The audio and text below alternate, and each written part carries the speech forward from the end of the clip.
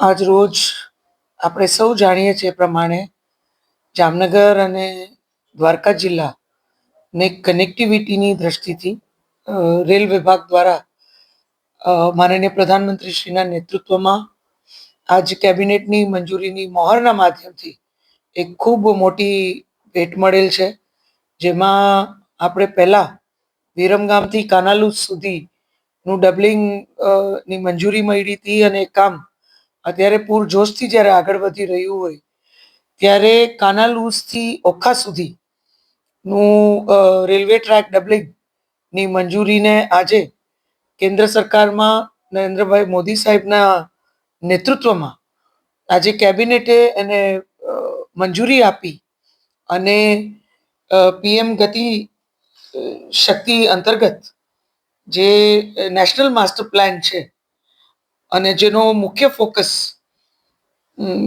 Multi modal connectivity ઉપર અને સાથે સાથે લોજિસ્ટિક એફિશિયન્સી વધારવા ઉપર એનો જે ફોકસ છે એ ફોકસને પણ બિલકુલ ધ્યાનમાં રાખી અને આપણો બિલકુલ છેવાડાનો સીમાવર્તી આખો વિસ્તાર દેશના મુખ્ય યાતાયાત સાથે ખૂબ સારી રીતે જોડાઈ શકે એ પ્રકારની વ્યવસ્થા ઊભી કરવાના ઉદ્દેશ્યથી યાત્રાધામનો પણ વધુ વિકાસ થાય અને યાત્રાધામમાં જે યાત્રાળુઓ આખા દેશમાંથી ને વિશ્વમાંથી આવતા હોય છે એને પણ કોઈ કનેક્ટિવિટીના ઇસ્યુ ના થાય એ પણ ધ્યાનમાં રાખી અને કાનાલુસથી ઓખા સુધીનું લગભગ અપ્રોક્સ 159 કિલોમીટર્સ નો આખો ડબલિંગ ટ્રેક રેલવે ડબલિંગ ટ્રેકની મંજૂરી આપવામાં આવી છે.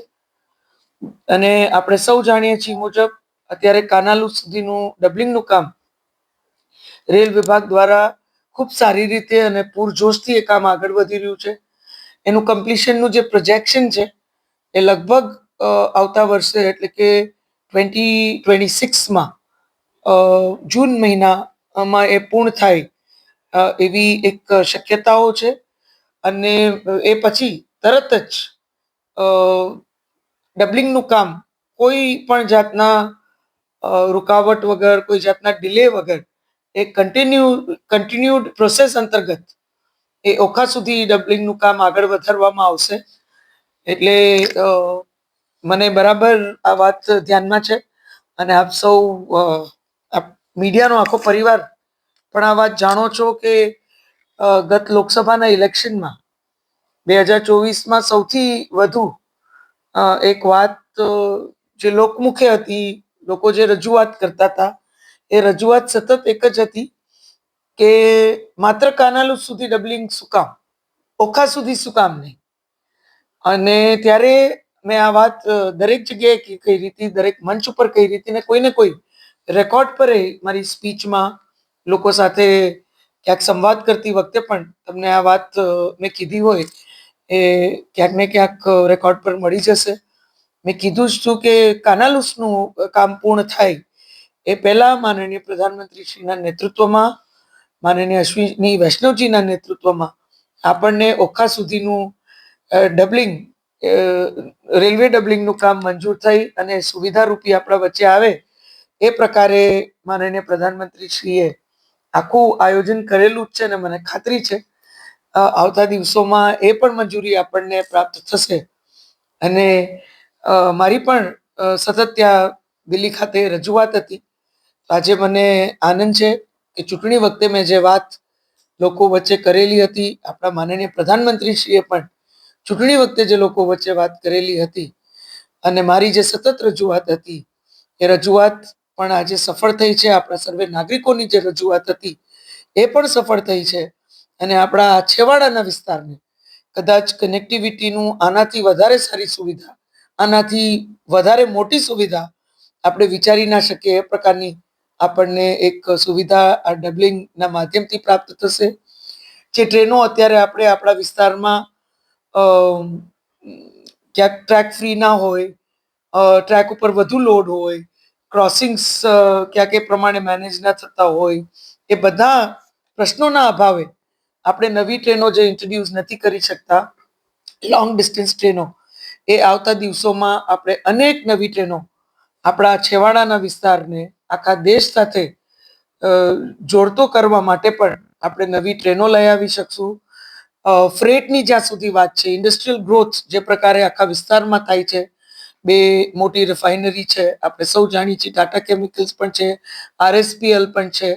આ બધી જ જે ઇન્ડસ્ટ્રીઝ છે એનું સોલ્ટ નું પણ આપણું અહીંયા મોટું ઉત્પાદન છે. ત્યારે આ બધું ધ્યાનમાં રાખી અને જે આખું ફ્રેટનું ભારણ પણ છે એ પણ આવતા દિવસોમાં આપણને આ ડબલ ટેક્સેશનના માધ્યમથી વધુ ટ્રેનો અને ફ્રેટ ટ્રેનો પણ આપણે ભવિષ્યમાં વધુ ચલાવી શકશું. એ પ્રકારની પણ આવતા દિવસોમાં સુવિધા થશે. અત્યારના ફ્રેટ અને પેસેન્જર્સ આ બે વચ્ચે બેલેન્સ રાખવામાં ઘણી વખત આપણે નવી ટ્રેનો ચાલુ નથી કરી શકતા. તો આવતા દિવસોમાં આખા દેશને જોડતી નવી ટ્રેનો પણ ચાલુ કરી શકશું.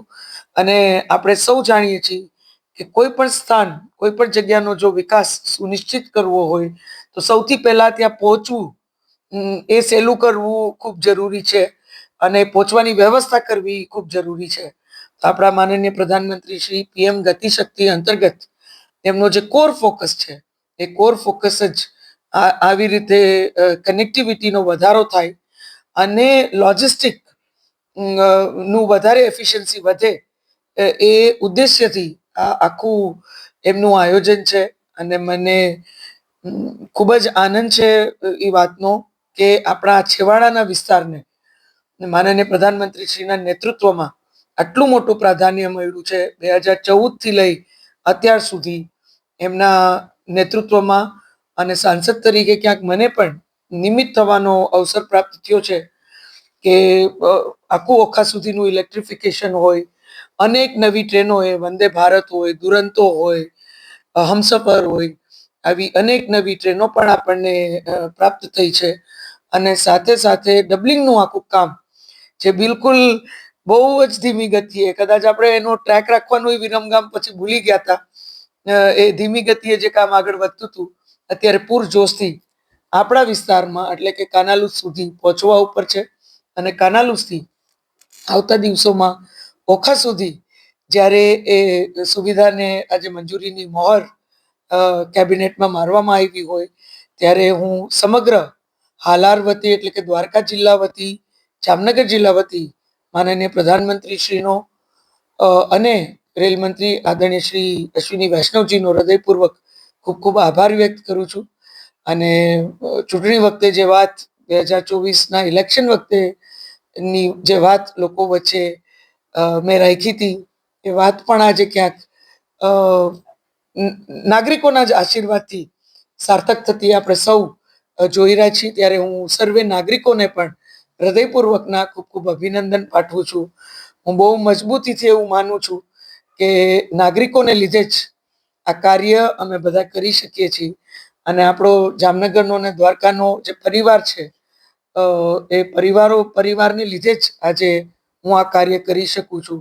અને મોદી સાહેબના નેતૃત્વમાં જે પ્રકારનું એમનું વિઝન છે અને ખાસ કરીને છેવાડાના વિસ્તારોને મુખ્ય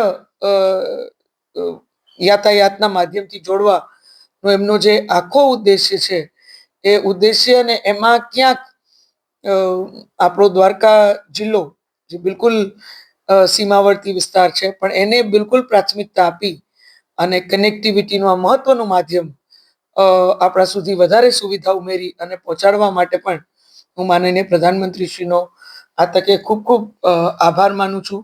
મેં તમને પહેલા કીધું એમ ફ્રેટના ઇસ્યુઝ જે છે એ પણ સોલ્વ થશે. વધુ આપણું યાત્રાધામનો પણ વધુ વિકાસ આવતા દિવસોમાં, વધુ યાત્રાળુઓ ત્યાં આવી શકશે દ્વારકાધીશના દર્શન કરવા માટે, નાગેશ્વર મહાદેવના દર્શન કરવા માટે, શિવરાજપુર બીચ ઉપર જે પર્યટકો હોય છે એ પણ ત્યાં આવી શકશે. એટલે બિલકુલ એ છેવાડાના વિસ્તારમાં વધુ ને વધુ નાગરિકો આવી શકે એ પ્રકારની વ્યવસ્થા ઊભી થવા જઈ રહી હોય, વધુ લોકો ત્યાં પહોંચી શકે આરામથી. સાથે એન્વાયરમેન્ટની દ્રષ્ટિથી પણ આપણું જે આખું કાર્બન ઇમિશન્સ છે એમાં ઘટાડો થશે. હાઈવેઝ ઉપર પણ ટ્રાન્સપોર્ટેશન અને વ્હીકલ્સનો ટ્રાફિક ક્યાંક ઓછો થશે. એના લીધે થઈને જે કાર્બન ઇમિશન્સ છે એમાં પણ સારો એવો ઘટાડો થશે.